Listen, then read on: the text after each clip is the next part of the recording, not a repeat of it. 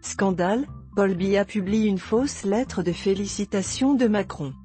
C'est l'information publiée par J. Rémy sur son site web coffran.com. À l'occasion de ma réélection, le président Emmanuel Macron a le plaisir de m'adresser toutes ses félicitations. Il exprime sa volonté d'œuvrer au renforcement des relations anciennes de confiance et d'amitié entre le Cameroun et la France. C'est exactement le message publié sur la page Facebook du chef d'État camerounais Paul Biya. Le commentaire est accompagné d'une lettre. Premier problème, la lettre est signée le 25 octobre 2018, mais n'est publiée que le 29 octobre à 19h18. La lettre a-t-elle été envoyée par bateau pour avoir un si grand retard et atterrir au Palais d'Etoudi en pleine nuit au moment où les services de la Poste sont déjà fermés? Deuxième problème, la signature d'Emmanuel Macron apposée sur la lettre publiée par Paul Biya ressemble à une mauvaise caricature d'imitateur amateur.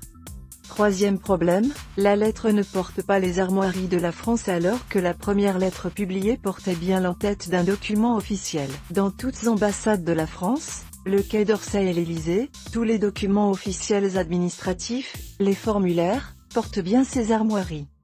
Plus grave, la lettre de félicitations attribuée au président chinois n'est même pas signée, n'a aucun cachet, ni armoirie. Même chose pour celle attribuée à la Turquie.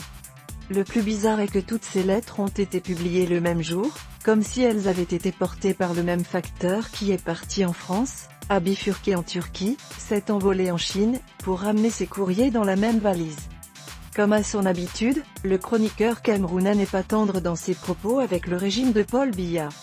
Toutefois les détails sur lesquels il attire l'attention ont de quoi susciter les interrogations.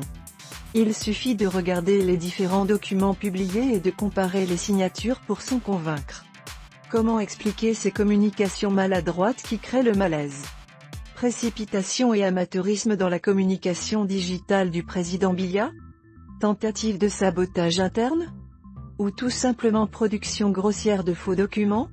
Votre avis sur la question nous intéresse. Merci de nous laisser votre réaction dans les commentaires.